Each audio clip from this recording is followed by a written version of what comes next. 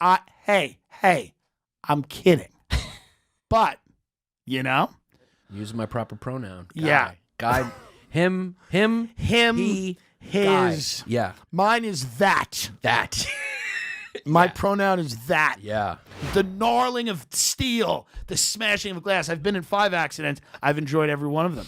I've totaled 5 cars. Nothing feels better than walking out of a car wreck and lighting a cigarette and standing on the street and looking at that wreck. It is one of the greatest feelings in the world. And if you have not had it, you're a cuck. Have you seen like a horror movie or The Walking Dead or Bird Box or any of these zombie movies, these post-apocalyptic movies where like everybody gets a disease? Right. And there's always a scene in the movie where a guy, like 8 people that haven't been turned into zombies or holed up somewhere. Yeah. And then somebody comes into the thing and they're trying to figure out like, is this person feral? Right. Have they been bit? Mm-hmm. So this is the thing. When you get booked on a show, you start going, so I look at this one comic, she books me, she goes, hey, I'm a fan. I got 2 shows for you. Yeah. So I said, okay, really cool. Then I look at her Facebook and I see her Facebook profile has every club she's ever worked at. Like comedian at Comedy Store, comedian at Improv, comedian at Flatbirds, comedian at this, comedian at haha. As soon as I see that, I go, she's been bit.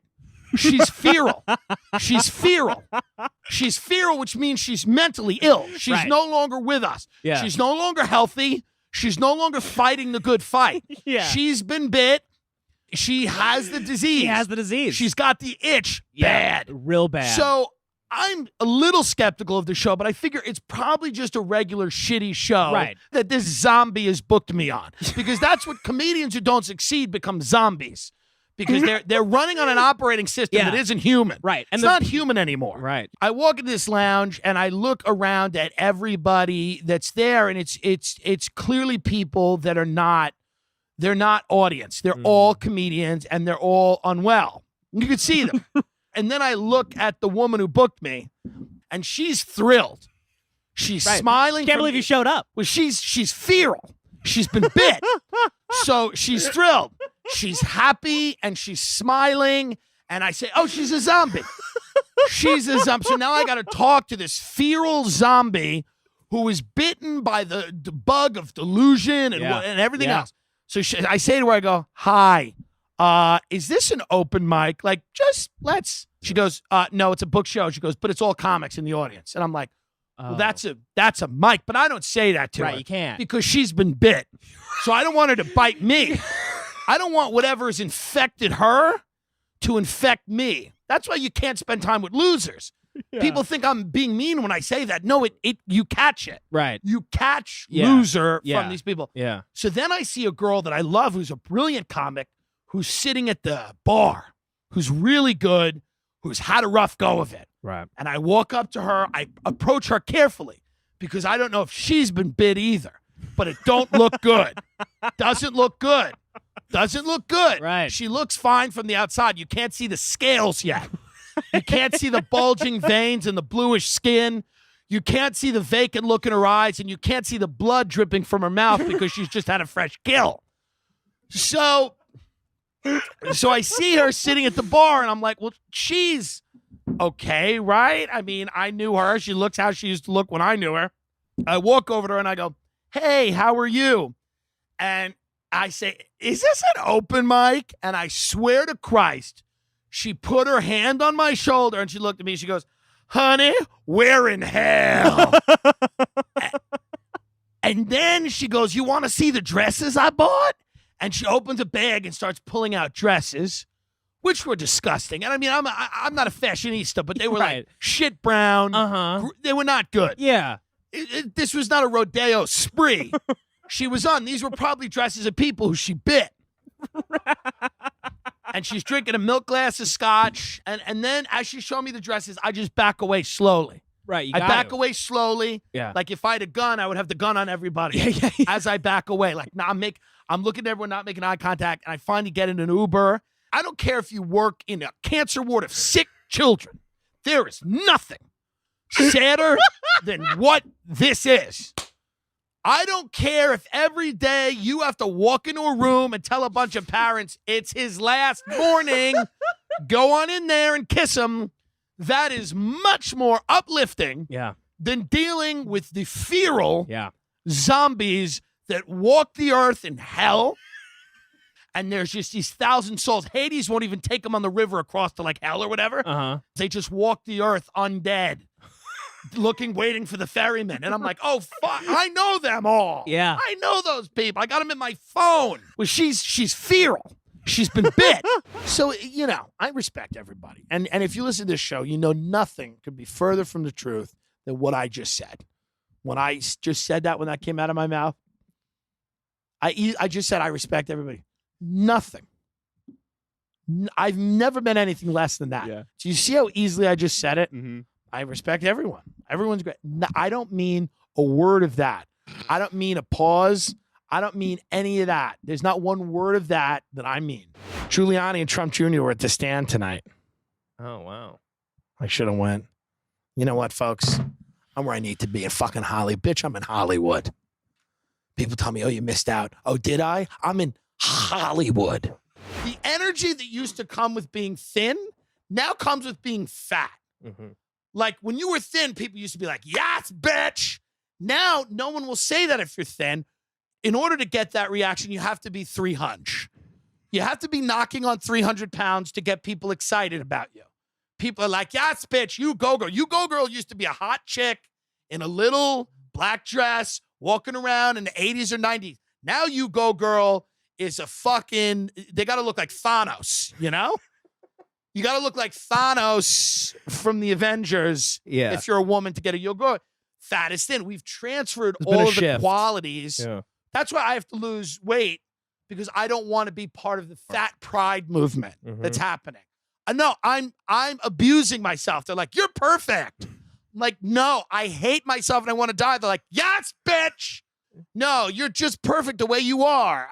There's no relationship between weight and health. There is. There is. I can't breathe. There is a relationship. I mean, of course there's a relationship. All these women, you hear them, these big, big beasts, and they sit down, they can't even breathe, and they're like, you're not my doctor. Don't tell me what I should be.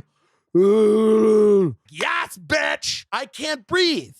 If you take a camera on Long Island and point it in any direction and wait for 10 minutes, you will have a new viral garbage person.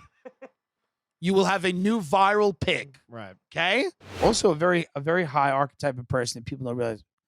Fat girl with a very clean car. A lot of fat girls cannot stop shoving food in it.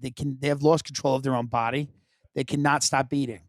So they make sure that their environments are immaculate. They're very clean. Right. And I've had many of these friends, the fat girl with the very clean car. Yeah, it's a total thing. Their car is so immaculately clean.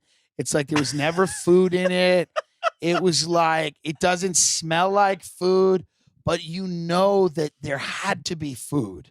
You look at the girl and she's pouring out of the front seat and you go, there's been food. Why doesn't it smell like French fries? You will smell beautiful perfumes. Her hair will be neatly back, scrunched up in a ponytail. She'll always have new clothes on. You'll get in the car. You'll be, even if it's a shitty little car, it'll be so beautiful and immaculate. And you'll be looking around because you'll look at the girl and you'll expect that there'd be like a bucket of fried chicken in the back. But no, maybe some gum, but only in a compartment where gum should be. Right.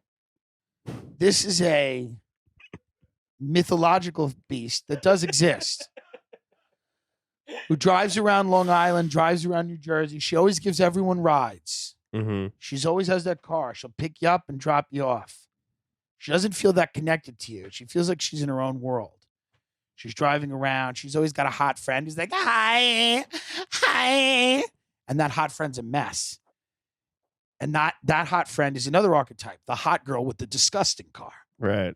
Very hot girl, but there's, empty bottles of perfume and vials of crack in the back seat and dogs and cats and, Monopoly pieces and, a prom dress and 25 pairs of shoes, but not the fat girl. Not the fat girl with a clean car. She's always funny. She's always personable, but not overboard, not so much. You got to really dance on the head of the pin here. This is a very specific type of human being. Mm-hmm. And if you have experience with the fat girl in the clean car, you'll never forget it. You'll never forget how fat she was or how clean that car was, because both of them are amazing. And she had an interesting type of fat. It was like hard fat. It wasn't gelatinous, like fun fat to play with. It was a hard shell fat, like someone had poured magic shell on it. It was like one of those desserts. You ever see on Instagram a dessert you hit with a spoon and then it opens up and then goo pours out, like some chocolate goo? That was the body type of the fat girl with a clean car. Just a big, hard shell. And you knew inside there was goodness. There was whipped cream or chocolate ganache, but you couldn't tell. You couldn't smell any food. You never saw any food. And she just picked you up and dropped you off. Sometimes she didn't even look like she was having fun. She barely spoke. She would go to the beach with all the other hot girls and stand there. And every now and then you would say something to her. And then she would say something back to you like, yeah, really? That's really all she said. She would go, yeah, really? And then you get back in her beautiful car. That is a person that I miss, and a person I don't know if I'll ever see again, because we've taken fat and made it into this mainstream thing, and we've made everybody feel good about their bodies. Well, I mean, that's good for people, I guess. But what happens? What happens to the fat girl with the clean car? If Rogan had any of these producers, by the way, he'd shoot them all in the face by the end of the day. If anybody at this place was, if Rogan had to deal with these people for literally a minute, they would all get shot in the face. He would break their necks on camera. Yeah. With his bare hands, he would choke the life out of them. Yeah. I have the idea of that I save a mass shooting, that I save, like there's just one of these creepy guys about to shoot something up, and then I meet him, and I just suck him so good that he just kills me and then himself. And that's my dream. And no one will know that 20 people in a Walmart are now safe. Just put a star on the wall like the CIA memorial. You'll never know my name. Suck him so good. Personality number one you can choose, Barstool Sports, which means that you're just a bro. Yeah. You're kind of racist, but not really. You're just a bro. You just want to watch sports, talk about sports, maybe get your dick sucked. You don't really offer anything, but every now and then you have tender moments and you'll let your straight friend see your penis. Or you'll let your gay friend who doesn't know he's gay yet see your dick. Oh, okay. That's important for whoever that kid is. Yeah. You can have tender moments, but you're a bro, but you have a big heart. Mm-hmm. Great personality. You wear boat shoes, salmon shorts. Boat shoes, salmon shorts. The world thinks you're a rapist, but you're not. You can barely pull your little wink out in front of a girl. The world thinks you're running everything, but you're really not. You're more scared than anybody else is out there. Yeah. But you cover it up with bravado and whatever. It's Barstool Sports. Yeah. Now, that personality in your 30s is horrendous, and many people still have it. Saturdays are for the boys. No, they're not for the boys. They're for job interviews. Clean your life up. Save your life. Okay? Nothing's for the boys. You're uploading this from your fucking mother's house. Right. Weed. Next personality. Weed. You love weed. You love skating. You love snowboarding.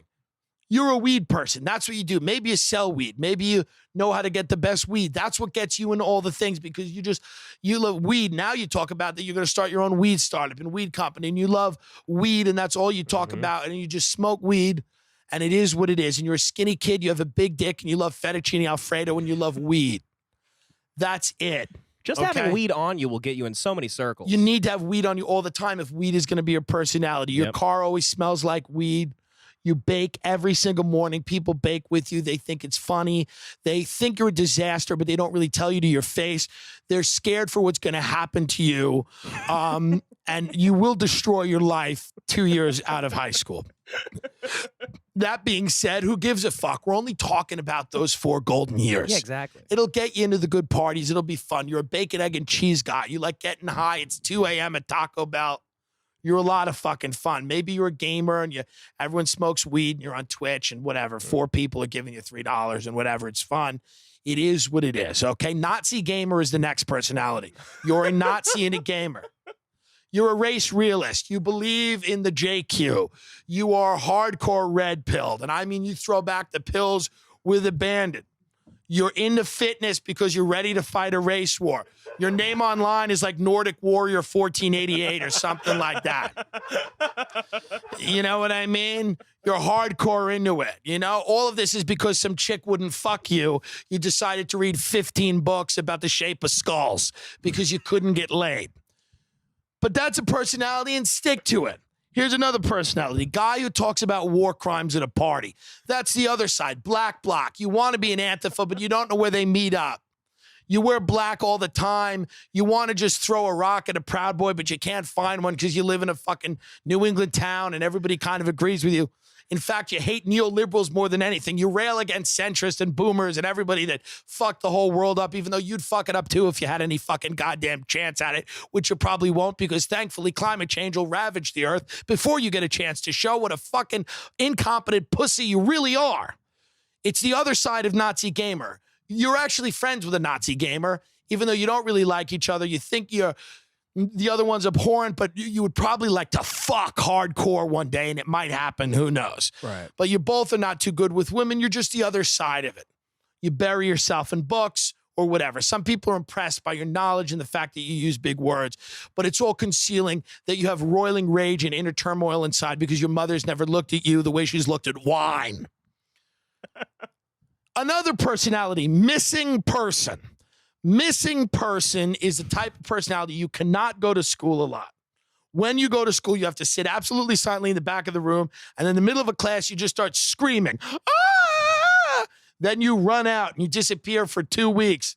Then you're back. Then you're gone. Then you're back. Then you're gone. Nobody knows where you are. Is the state taking control of you? You're a missing person. Nobody knows your deal, and you can't let them because you're bland and nobody gives a shit, but you disguise it by being this kind of chaotic ball of crazy, missing person. Mm-hmm.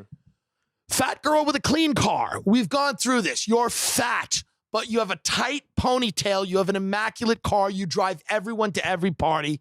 You say very little. You love smoking a lot of weed, and you never eat in front of people, but at the end of the night, you go park your car and you deep throat an entire fucking pizza. You are the fat girl with the clean car. You are a fucking American legend. Okay, you do not say much. You do not talk. You are there to be, you're a bus driver, essentially. You have a car. It's usually a mid-size SUV, little truck, things like that.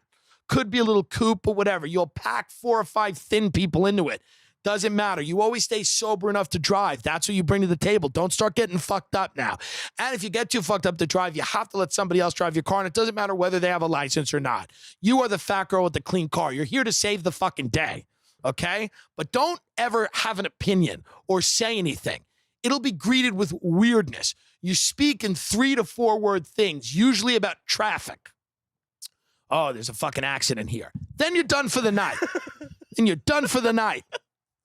Insanely gay person. You are insanely gay. You are the gayest person ever. You're made of literal cum.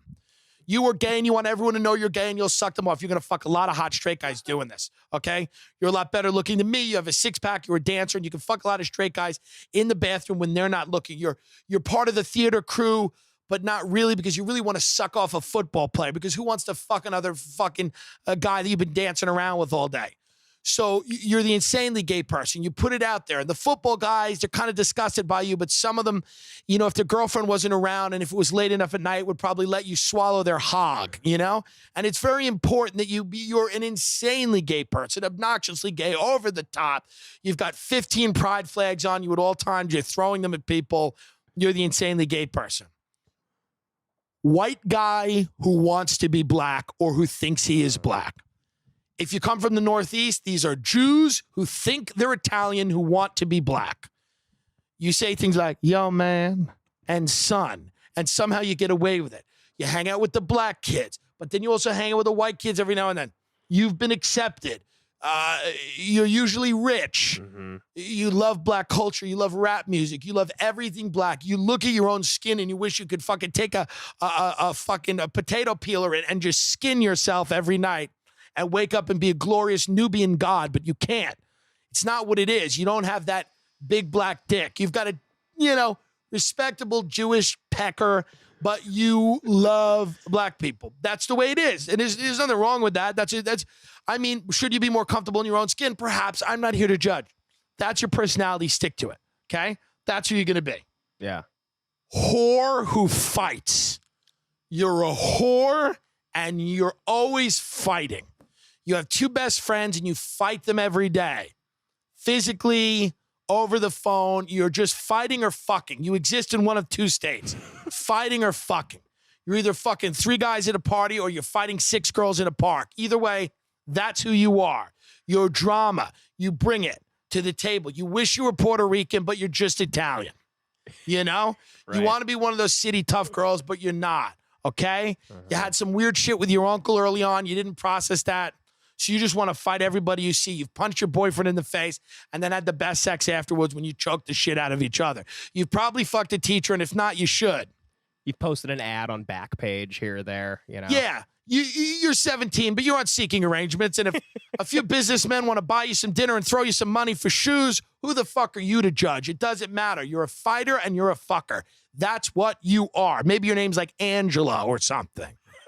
You like to throw the fuck down. What did you say to me? You're always ready to fight. Anything so people don't get inside of you and see who you really are, which is a scared little girl, a scared and traumatized little girl. But you're not going to be Billie Eilish and have a bunch of candles lit and go, and make millions of dollars. You're going to fight or you're going to fuck. That's who you are. Yeah. Fat girl who doesn't know she's fat. This is big. You have no idea you're fat. You hang out with all the popular girls. You wonder why their boyfriends aren't fucking you. You're genuinely stunned. You're perplexed that you are not getting more play. You have no idea why this is happening. You're fun. You kid around with everybody. Everybody loves you. You're everybody's little sister. Somebody fucks you once when they're really loaded and you make it out to be more than it really is. You don't know that you're a chubbo, but you kind of own it. And then you also kind of don't own it. And then when it comes to prom, you really try to doll it up. Those girls really go crazy at prom because they think one dress is going to cover up what they've been doing for the last fucking 4 years. You know? Yeah. The fat girl has no idea she's fat. The fat guy who talks about pussy all the time, but never gets it and wouldn't know what to do if he did get it. You're a fat guy and you just want to fuck chicks. Your best friends are hot guys that fuck girls all the time.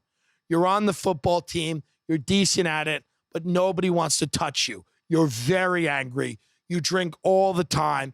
You love fighting because it's a way that you can show that you have some value on this fucking planet. Nobody really calls you to hang out, but they like having you around when it's a big party because you're just a big lug. You're hammered and all you care about is pussy. You'll be like, any fucking pussy there? You'll pretend and not want to go someplace if somebody calls you like, any girls there? But you don't give a shit. You know if there were girls there, they're not fucking taking your dick out of your fucking dough body pants. Yeah. It's not going to happen. But you tell everybody, hey, I just want to make sure there's enough bitches there before I show up. Fuck you. But that's an important archetype of person. These are the personalities, some of the personalities. There's an innumerable amount of personalities. There's not an innumerable amount of genders, although that's not a bad idea. If you're a bland white chick, you could just dye your hair green and you say, I'm they, them. My new name is, Astrid or whatever. You know, you look up some constellation, name yourself after that. You're now a new person. And, I mean, the reality of the situation is this. Most of you will fail. I'm like talking to the troops at D-Day now. Most of you are going to the beach. Some of you are going to get shot in the head while you're still on the boat. Remember that scene? Saving Private Ryan? No. You don't even feel the glory of war. You're just dead. You're a flag on someone's fucking mantle. You're a picture in a picture frame in a house that nobody even goes in. Some old lady stares at you and goes, was that Jimmy? No one cares. You're a ghost. Most of you will be ghosts. You know, at that point, what else do you really have? There's nothing wrong with that. I know so many people that should have been killed in Iraq. They never were in the military, but I look at them and I say, you should have died for the country. You should have died a hero. You should have died a hero. The point is this. Immediately after you leave high school, none of these people will matter and you'll never see them again. Don't try to hold on to friendships with them. It's embarrassing. They're people to practice on. You practice figuring shit out on these people that are temporary in your life. For the You've most had some part. brilliant insights here. You really have. You've done, I'm telling you, done very well here. They are people to practice on. Watch George H.W. Bush's funeral and watch the demons climb onto the podium to eulogize him. They're 87. They've drank human blood their entire life. They have soft skin, the skin that comes from eating the pineal gland of children. And they get up. Why do you think Comedy Central hasn't given me a show? Rugged individualism. If you, some people that listen to this show, I'm so proud of the way they live their lives. I sometimes I follow them back on Instagram and I see them and they've only got a few pictures up and it's just them and their cat or them in the woods with a gun. And I say, I'm so proud of them. I'm so proud that they've accepted that life is solitary and that they really should be accountable only to themselves. And I'm very proud of them. Sometimes people that follow me have these large groups of friends and they're always going on vacation and I see through that. I know what it is. Stop it. Be like the man with 3 photos, one of an emaciated cat and one of him in the woods with a gun.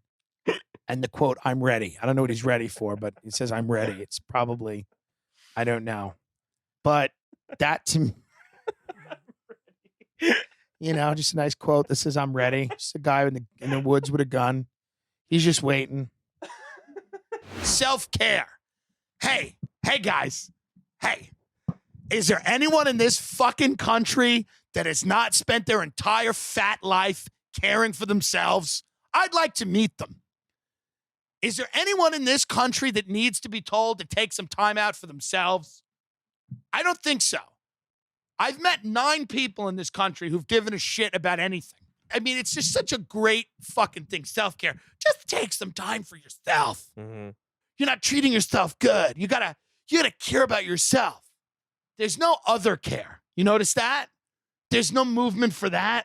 No other care. Self-care. Care about you. What about everyone else? It starts with you.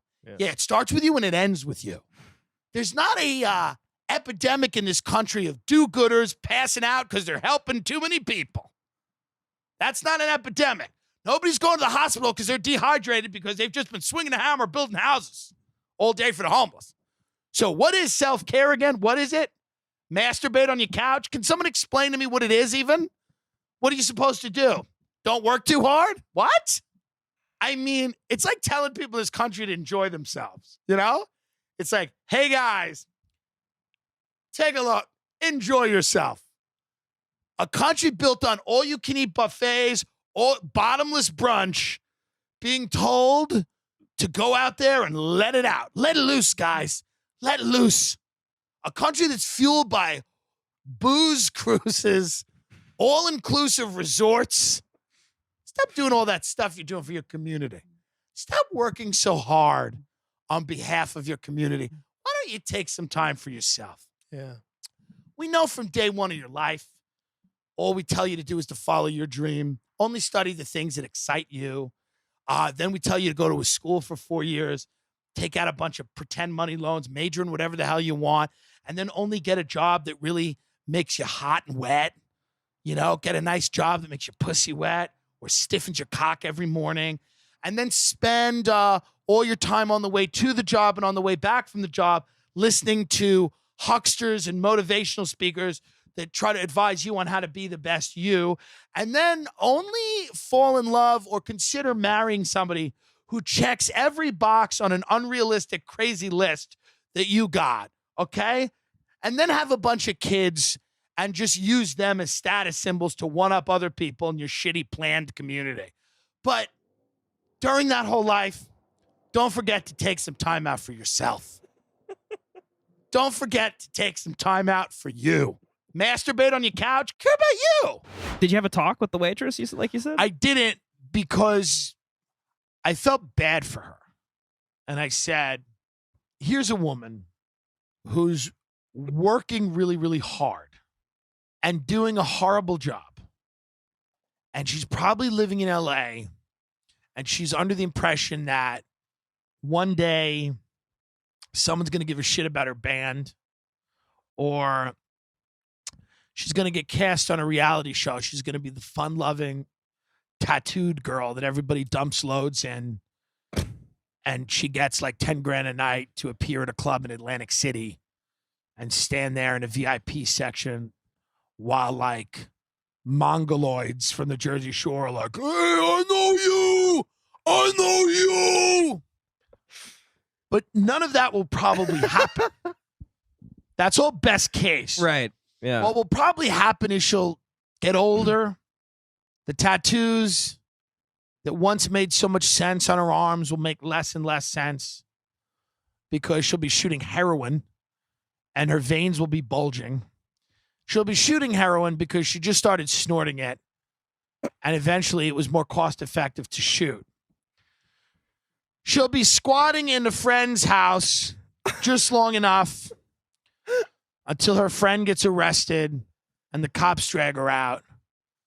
She'll have long since lost her job at that diner.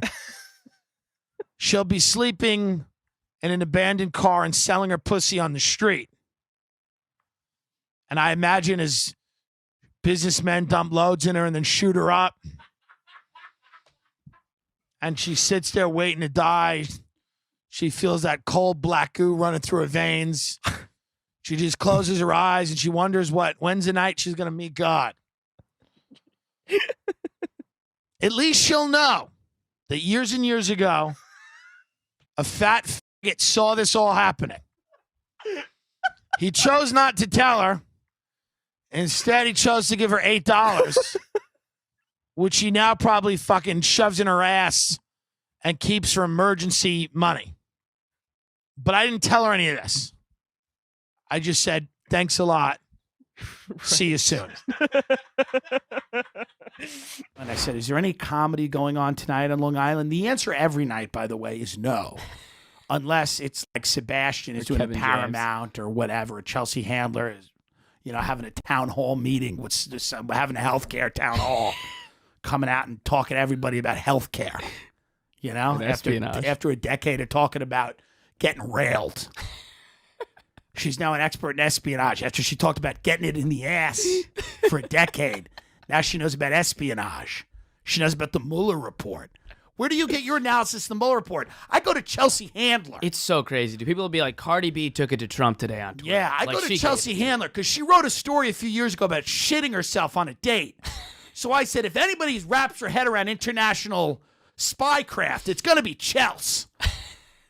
Fuck her. I saw her in first class the other day on a plane, and I said hello. She should know who I am. I'm kidding. She shouldn't.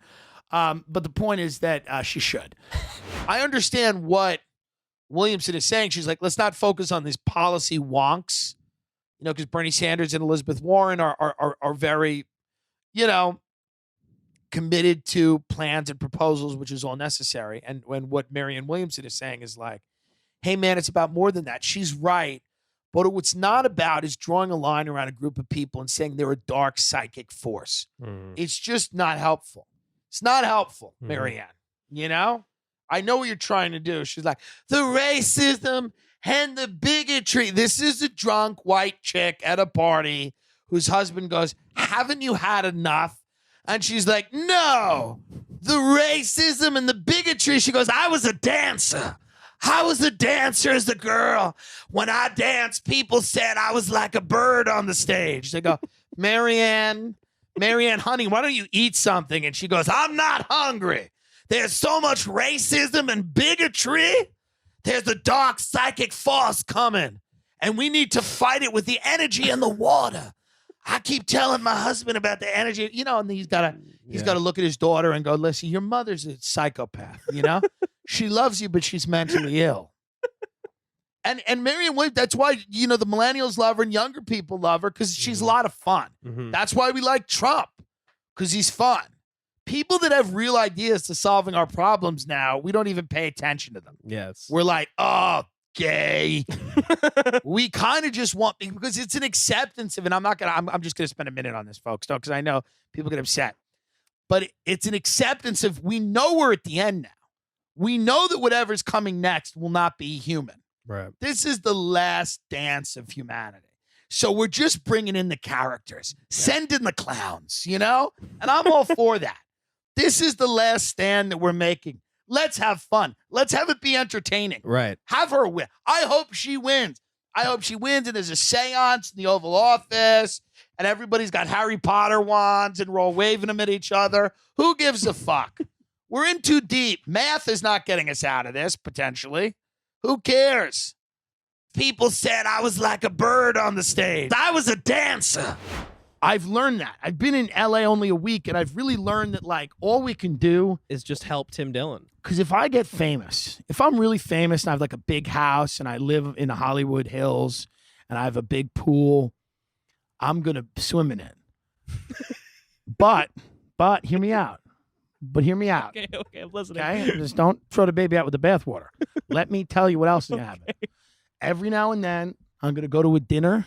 I'm going to write a check.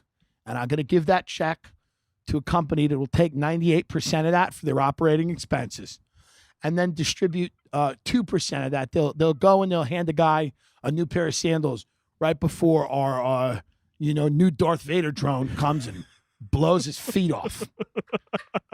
And again, I'm not even making light. Like it's funny, but it's like I don't like this. Right. That's why I go on about it. Yeah. But I will go to that dinner and I'll sit there and I'll write the check, and then I'll go back to my house and I'll swim at night because I like night swimming. And I'll have a harem of young men there that are there because I appreciate their intellect, suck them so good, and what they have to say. All the guys I go out with are very smart. They're very smart people. They say what a lot. They go, what? And I go, right. And I will swim in the pool with those gentlemen, and I will think. I will think because I'm a thinker. Yeah. And I'll ponder. Yeah. And I'll go, this is kind of wacky.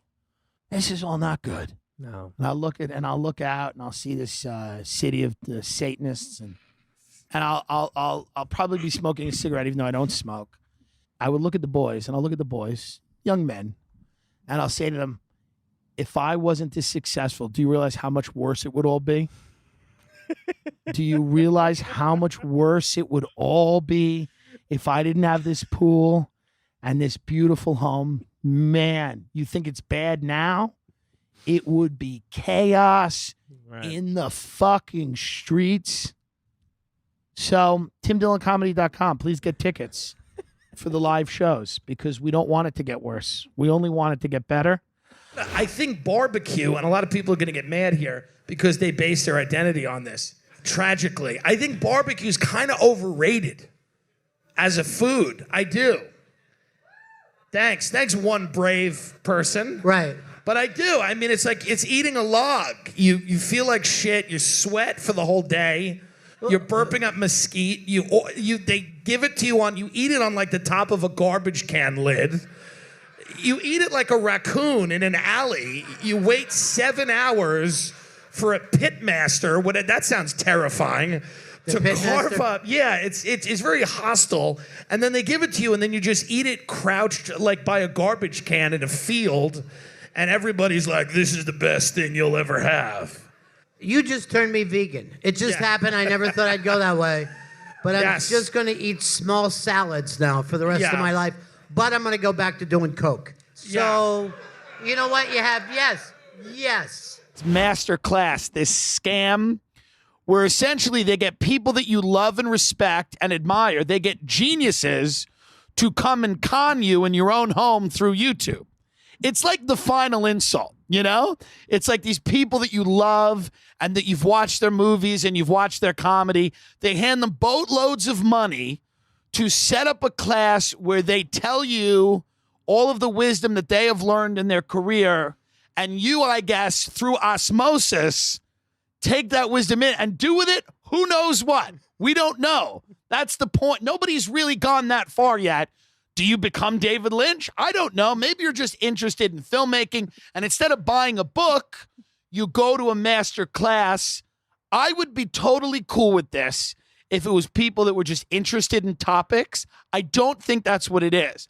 I think there's a lot of people out there, like my mother, who's a schizophrenic.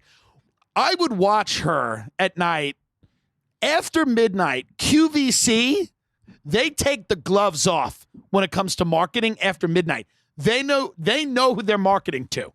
They come out and they're like, this is Jacqueline Kennedy's engagement. We're like, crazy shit that isn't true. And my mother would sit in her chair with her phone out and scribbling into a notebook, writing down the numbers of all of these things and then calling up and spending, just charging. She didn't have any money. She was charging on QVC. So I think a lot of those people will be purchasing Masterclass. I think that's the demo. I don't think the demo is rational people that want to appreciate another art form. I think the demo is people that tweet at Marvel. They're like, let me direct the next one. I've seen that. I've seen people tweet at Marvel. Hey, let me get in there. Let me get in there and direct the next movie in your billion-dollar franchise. These are people that live amongst you. Some of them aren't trolls. It's easy to think everyone's a troll. They're not. There's some genuine lunatics walking the earth.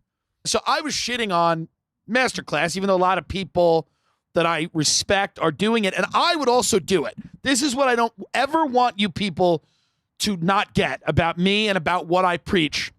If Masterclass came to me with $400, okay?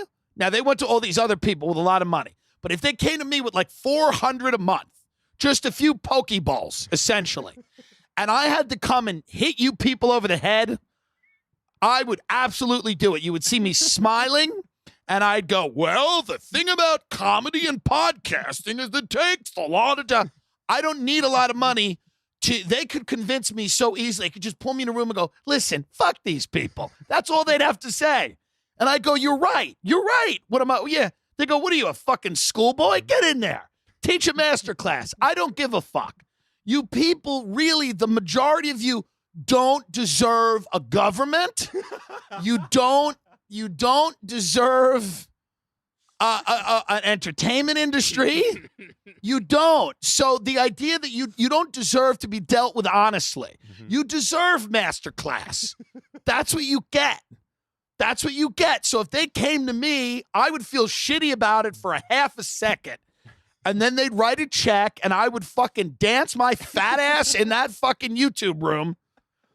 And I would spout whatever garbage. I would say, join the platinum tier. Be an Excelsior member of the Masterclass. So just know that. Know that. I'm not a saint here, which you know. Because they're selling it to people that aren't talented, because that's who's going to pay $15 a month to listen to Steve Martin talk when he has. You know what? Here's a Masterclass for stand-up comedy. I'm going to give it to you for free. Ruin your life. Go to L.A. or New York and ruin your life. Maybe start in Boston or Chicago first. Ruin your life. Destroy your credit, your relationship to your family, your friends, and then reality. And hopefully you come out on the other side of that with a few credits and a little career. But you might not. That's the Masterclass. Now you save $15. You're going to need it for medicine. I'll tell you why I think I'm banned from the Your Mom's House network. I believe I am banned. I don't know. That is not a fact. But I believe after today, I am banned from the Your Mom's House network. That's my own little scandal. We have a scandal on our hands here, folks. It's not as big as Epstein. There's not as many powerful people involved. There are some, not nearly as powerful, but we do have a scandal. I have a lot of respect for the Your Mom's House network. I think it's a great network. I think Tom and Christina are very funny. Dr. Drew, who's also on the network, is very talented at what he does. I want to preface this by saying my first instinct is always to lie, and it is always the right instinct for the most part. Lying shows that you've taken a time to think about what's happening and that you care about what's happening.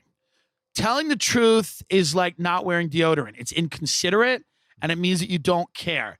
That's why truth, when you're honest with somebody, there's a premium to that. It's usually with somebody you really like, a friend, somebody you're fucking. There's a premium to honesty because it's rare. Honesty is not something that happens all the time for good reason. People keep secrets. No, conspiracies aren't real because no one can keep secrets. You're keeping secrets right now from your wife. And you're telling me that no one can keep secrets. You're keeping secrets with somebody you sleep next to. Lies, you can't just fuck around with a lie here and there. You got to be constantly lying all the time. You got to create a world and populate it with untruths. Big lies require little lies to sustain them. That's a famous quote. I don't know who said it. That's what needs to happen. So my first instinct in many situations is to spin a yarn, a fable, a lie, an untruth, because I care about the person on the other end. I realize that I've done the wrong thing, and rather than admit it like a crazy person, I lie to cover it up because I realize I was wrong. You're lying because you realize you're wrong. If anyone calls you on a lie, say, I'm lying to you because I know that I'm wrong and I love you. Being honest with you would be insane. Even after today, I will still lie.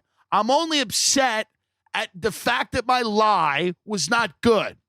Never lie quick. Take a minute, take a breath.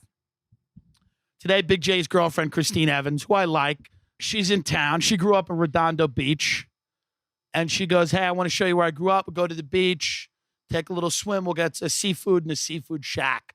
I'm in. I like swimming in the ocean. I'm in there. We had a beautiful lunch, about a half-hour lunch, about a 45-minute dip in the Pacific Ocean. And to do all that, round trip in a car, about 5.5 hours in the car. About 5.5 in the car. I do this Instagram story where I'm on the beach, and we go up to this beautiful peak in Redondo. We're looking out at the ocean. It's got a great view, and I say, hey, I write on Instagram, I say, hey, 6 months ago, I was living in the middle of a busy highway, but I started listening to Gary Vaynerchuk and the teachings of Gary Vaynerchuk. And now I realized when I heard him that I had to stop losing and I had to start winning. And now we just broke ground on what'll be a $25 million estate. And how did I pay for it? I paid for it with gratitude. And then, hashtag hustle grind. It's a funny post. And it clearly shows that I'm in Redondo Beach, the beautiful. Then she goes, there's a Trump golf course. It's open to the public. You want to go check that out? I'm like, oh, yeah. I think it's fun to go see what kinds of people are still going to Trump things. And it's just a bunch of white dudes and dads, and they're all playing golf. And, me and her walk in, and, they're not thrilled. But she's like, it's open to the public. And I felt like explaining to her, honey, not our public. Our public is public bus. It's not open to us. I'm wearing a bathing suit, and you're wearing a sarong you bought on the Venice boardwalk from somebody with a heroin needle hanging out of their chin. That's not the public that they're really interested in walking through their doors, okay? But I didn't. By the way, Venice, it's like the best things there are the bodybuilders with AIDS, Muscle Beach. All the bodybuilders with AIDS who've beaten AIDS. They all have AIDS, and they've beaten AIDS. They're so built, they no longer have AIDS or penises. They don't have, their penises have gone away because they've just pumped so much iron, and they've all beaten AIDS. But I didn't see them today because the outdoor gym was being remodeled, sadly. So we go into the Trump course. She goes into the bathroom to change her clothes like a true crackhead. She's like, where? She asked some fake question about the restaurant. She's like, when is the restaurant open? And then she goes, where's the restroom? I'm like, they know what you're in here for. They know you just want to go in there, deliver a baby, and leave it in the toilet. So just go do that, and I'll go take a shit, and then we'll leave. Okay? I get an email from the booker of the Your Mom's House Network. It said, hey, Tim, hope you're having no trouble finding the place. Text me.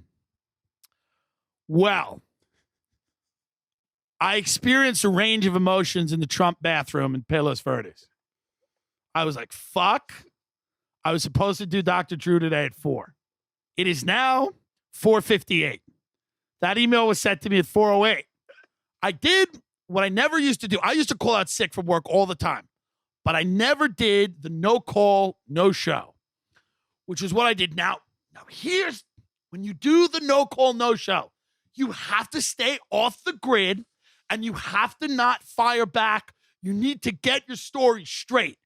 You need to sit on it for a minute and think, because you've done the no call, no show. The only way is to go harder into the lie, disappear off the grid. But I panicked. I was panic stricken. I'm so ashamed of this. I emailed back immediately. I had an emergency. I cannot make it. By the way, it's a fucking hour after I was supposed to be there. I emailed 2 seconds later. I apologize. I walk out and I call Ben, and then it hits me. I uploaded an Instagram story from the beach a half hour ago when I should have been doing the show. I have a photo up from the fucking beach, which is the opposite of an emergency. And now I'm ashamed, not because I lied, because I didn't put the time and the care into a good lie.